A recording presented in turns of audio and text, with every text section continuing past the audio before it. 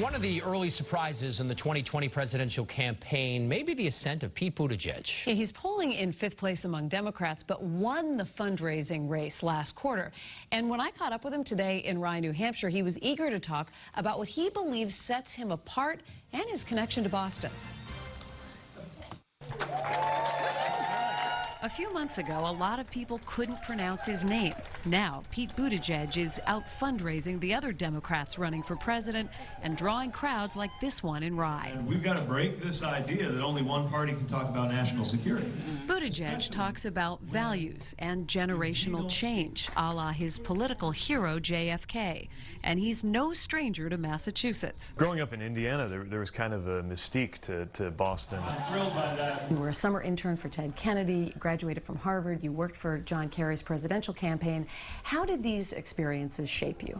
When I had the chance to come to school in the area and to be able to work for extraordinary people, also a chance to work at the JFK Library. It's actually how I got my lunch money as a freshman. Was I had an internship there, and I think those experiences just connected me to Boston very much, but also made me realize that we all live as part of this this bigger tradition, including military service. The two-term mayor also served in Afghanistan in the U.S. Naval Reserves, an experience he hopes will set him apart. More than 20 Democrats in the race. Does that hurt all of you?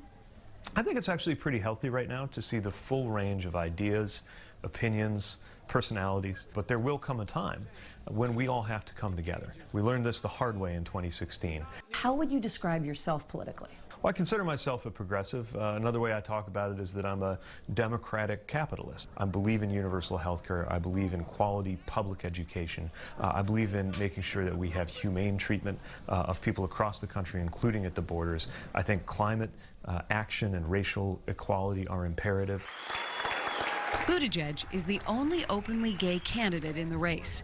His husband, Chasten, is an arts educator, and even in South Bend, where there was no precedent for a first gentleman, he says the relationship was no big deal. We decided to just kind of be like any other couple and invite people to treat us that way, and that's exactly what happened.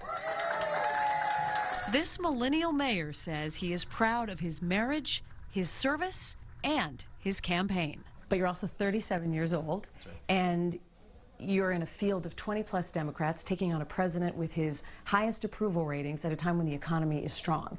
Why not run for governor of Indiana, wait a few years, and then get into the presidential race? I don't believe in running for an office so that you can run for some other office someday. I think you make yourself useful where you are. And he believes that this is his moment. Now, one group he's not polling well with are African-American voters. He has just put out a plan that aims to end systemic racism and discrimination, but he knows he has a lot of work to do in the black community. We're going to be profiling candidates in our Campaign 2020 coverage. The full interview with Mayor Pete is on our website, cbsboston.com. It'll be interesting to hear from the different candidates as the months go on, but yes, amazing just how far he has come in the polls and just in name recognition over the past couple of months. And the number of people he's been able to hire as a result of all that fundraising. They're all coming to New Hampshire. Absolutely, first place.